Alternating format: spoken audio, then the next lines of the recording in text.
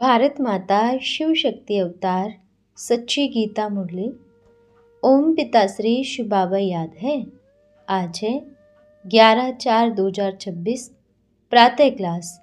Revise date है 7/11/1968। ओम नमः शिवाय। आज बाबा ने कहा, मीठे बच्चे, जी बाबा, तुम यहाँ आकर झूले में झूलते हो, बाप दादा के साथ झूलते हो, परंतु इनसे झूलेंगे वहां तब जब निश्चय बुद्धि होंगी। दास दासियां थोड़ी झूलेंगी, वह तो बहुत दूर रहते हैं। यह बहुत बहुत समझने की बातें हैं। ओम नमः शिवाय। हम स्टूडेंट हैं बाप दादा के, ये पढ़ाई पढ़ रहे हैं। हम यह लक्ष्मी नारायण बनने के लिए पढ़ते हैं। पुरानी दुनिया तो बदलनी ही है, यह भी तुम जानते हो, और कोई को भी मालूम नहीं कि दुनिया बदलती है। तुम नई दुनिया के लिए राजयोग सीखते हो। स्टूडेंट किसके हो? बाप दादा के। वही बाप टीचर गुरु है। यह दिल में याद रहना चाहिए। हमको भगवान पढ़ा रहे हैं। भगवान भगवती होते ही सतयुग में। यह घड़ी घड़ी याद आना चाहिए, हमको भगवान पढ़ाते हैं। वह बाप है।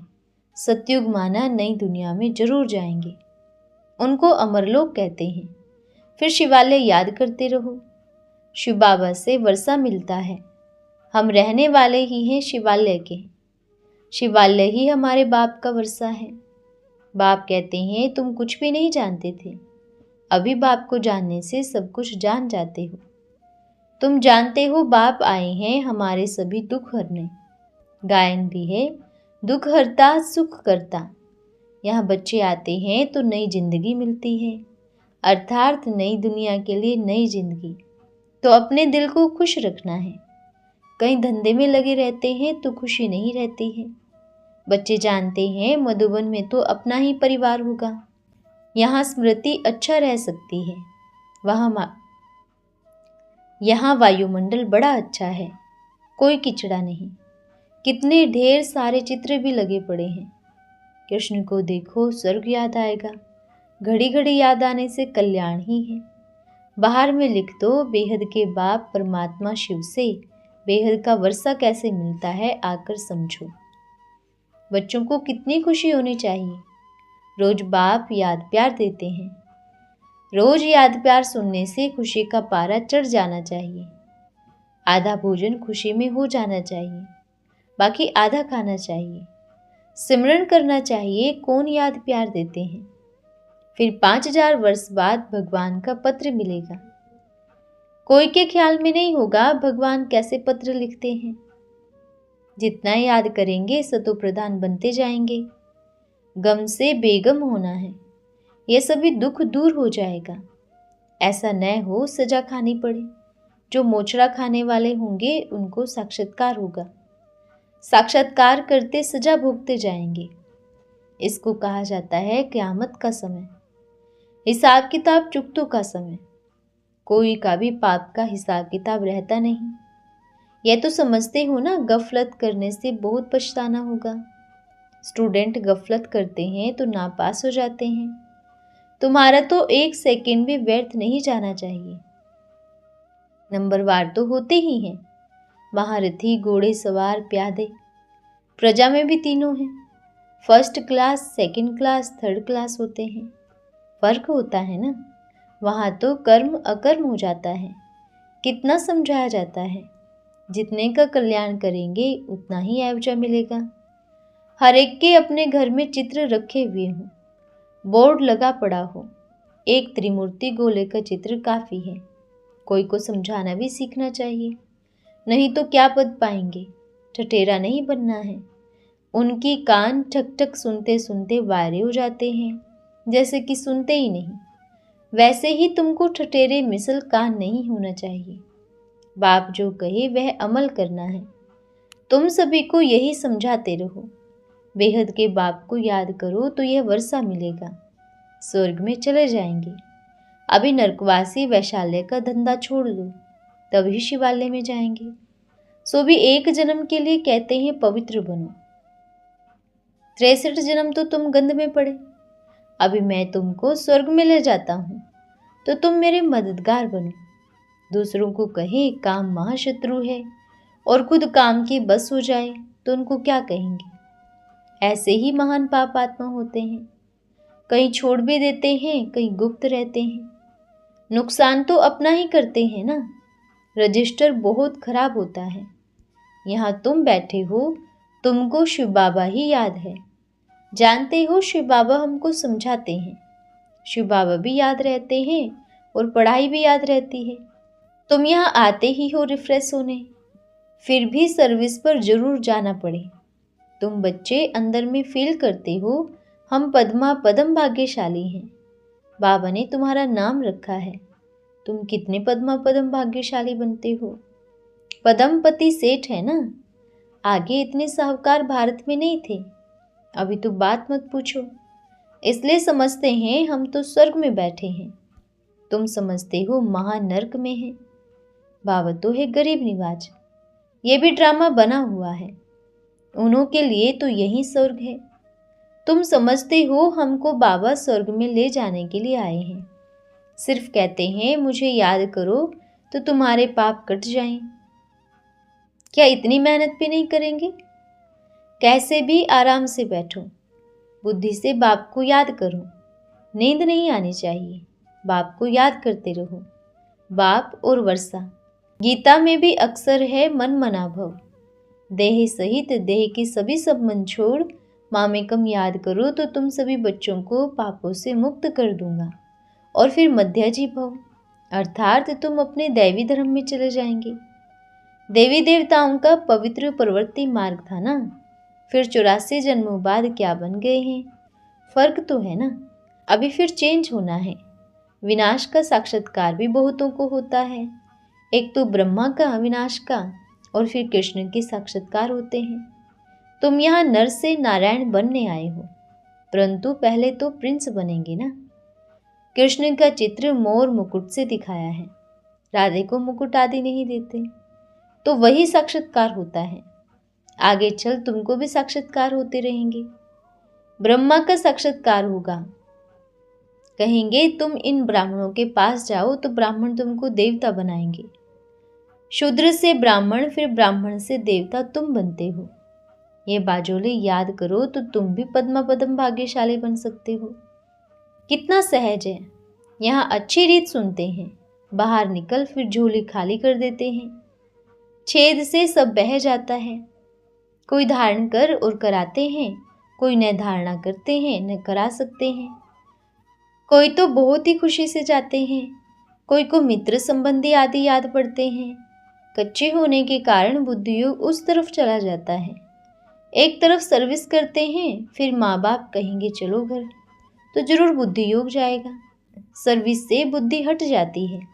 ऐसे भी कई बच्चों के माता पिता होते हैं, उनको कहेंगे निभागे, क्योंकि वह अपना भाग्य बना रही है, उनको खींच कर ले जाते हैं। ज्ञान नहीं है ना। जितना देरी करेंगे विक्रमाजीत बन नहीं सकेंगे। बहुत है जिनको कोशिश होती रहती है, बहुतों की सर्विस करते रहते हैं। बाप तो कितना क्लियर कर समझाते रहते हैं।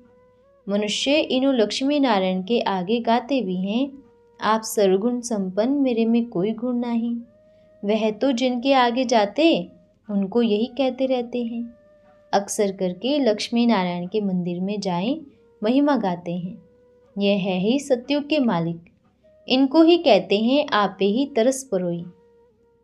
यह नहीं जानते कि ये लक्ष्मी नारायण ही छोटेपन में राधे कृष्ण थे।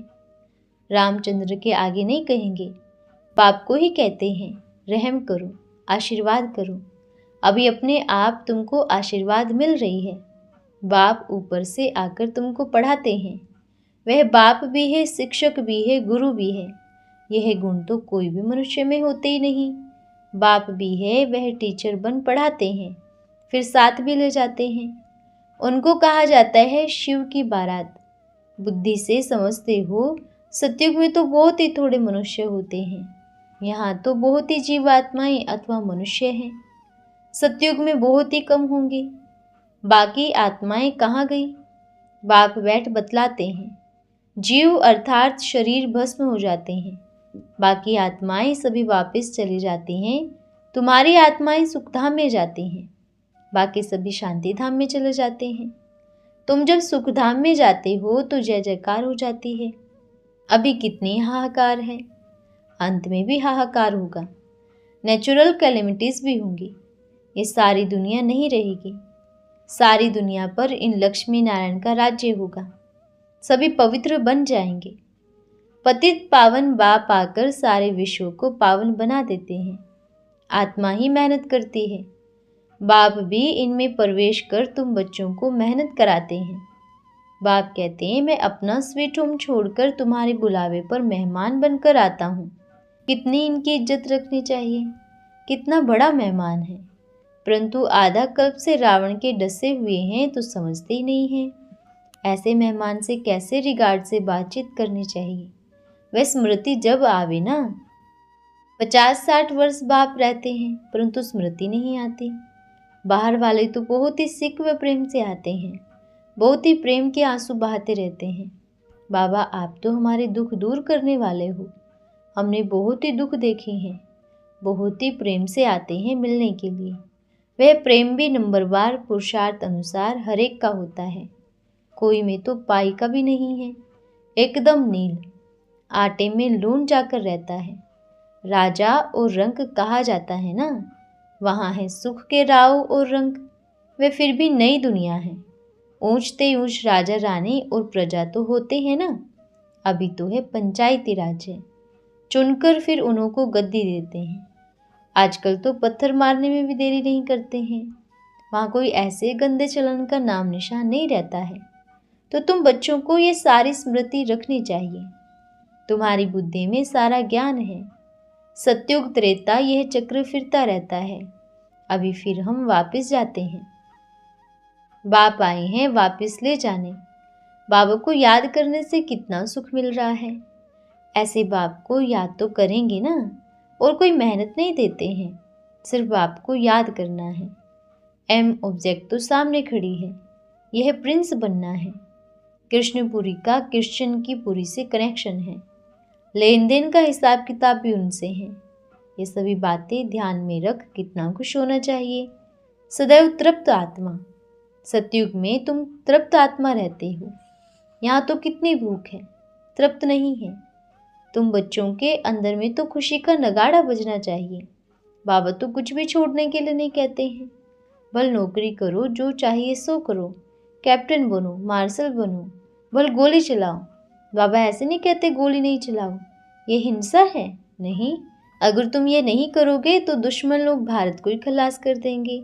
गीता में है युद्ध के मैदान में जो मरेगा वह स्वर्ग जाएगा। परंतु युद्ध का मैदान कौन सा? इस संगम पर ही 5 विकारों से युद्ध की बात है।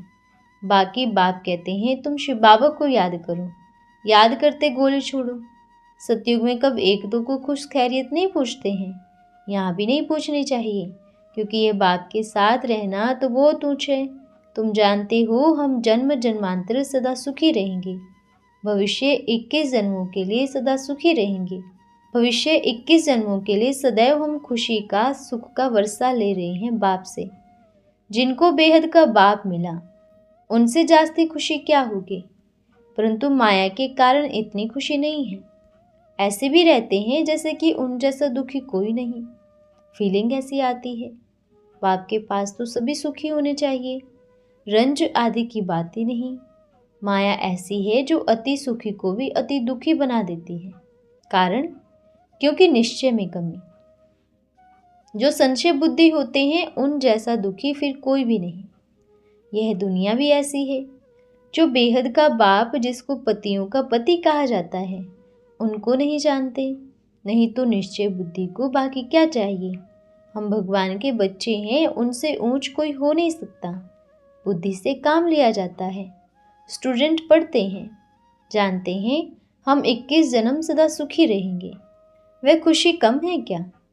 पूरा निश्चय न होने के कारण दुख फील होता है। मनुष्य को और क्या चाहिए। गाया जाता है ना, पाना था सो पा लिया, बाकी क्या चाहिए। साहूकारों को सुख जास्ती होता है, परंतु यह तो है ही दुख की दुनिया। बाप कहते हैं साहूकारों को इतना सुखी नहीं जितना तुम गरीबों को है। क्योंकि तुम गरीब को बाप मिल जाता है तो अथाह सुख मिल जाता है। अभी तुम समझदार बनते हो। यहाँ क्वीन का वजीर है तो वह समझदार होगा ना, तब तो राय देते हैं।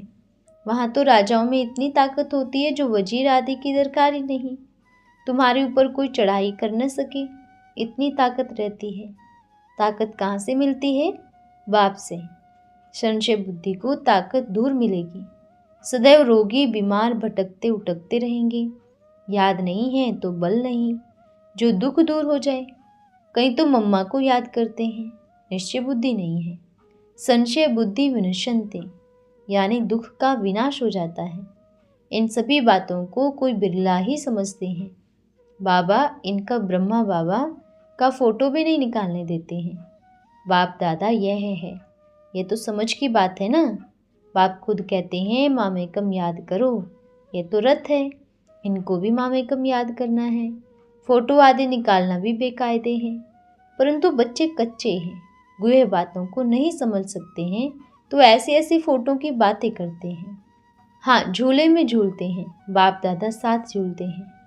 भगवान वाच इनसे झूलेंगे वहाँ तब जब निश्चय बुद्धि होंगे। दास दासियाँ थोड़ी झूलेंगी, वे तो बहुत दूर रहते हैं। यह बहुत बहुत समझने की बातें हैं। अभी जबकि सचखंड की स्थापना होती है तो झूठ कब बोलना नहीं चाहिए। कदम कदम पर झूठ बोलते हैं तो उनका क्या हाल होगा। न चाहते भी माया झूठ बुलवाती है, उल्टा काम कराती है, क्योंकि बेबी बुद्धि है। ब्रह्मा भोजन की भी बहुत महिमा है। जिनको यह भोजन न मिले तो वह देवता पद पा न सके। ये सभी समझने की बातें हैं। विचार सागर मंथन करते रहें तो समझ आ सकते हैं। बड़ी अच्छी दैवी गुण चाहिए। झूठ बोलना, किसको दुखाना, यह कोई दैवी गुण नहीं है। यहाँ तो देह अभिमान की सेफ्टी फर्स्ट रखनी है, नहीं तो माया बहुत विकर्म कराती है। जितना देही अभिमानी बनते जाएंगे फिर कोई विकर्म नहीं होगा। सभी पुरुषार्थी हैं नंबरवार। शरीर को नहीं देखना है। दधीची ऋषि मिसल रात दिन ईश्वरीय सेवा में लग जाना है। आगे चल देखना कितना झुकते हैं तुम्हारे आगे, तब कहेंगे इनमें तो ईश्वर की वाणी भरी हुई है। अच्छा, रूहानी बच्चों को नमस्ते। हम रूहानी बच्चों की रूहानी माता पिता बाप दादा को याद प्यार, शुभ प्रभात और नमस्ते बाबा नमस्ते। धन्यवाद बाबा धन्यवाद। आज का वरदान है सूर्यवंशी भव। सभी बच्चे सूर्यवंशी बनने के लिए पुरुषार्थ करते हैं। चंद्रवंशी कोई बनना नहीं चाहते। सूर्यवंशी बनने के लिए सदा मास्टर ज्ञान सूर्य अर्थात पावरफुल स्टेज बीज रूप में अथवा अव्यक्त फरिश्ते रूप में ज़्यादा से ज़्यादा समय स्थित रहने का पुरुषार्थ करो और माया तथा विघ्नों से विजयी बनो। अच्छा, ओम नमः शिवाय।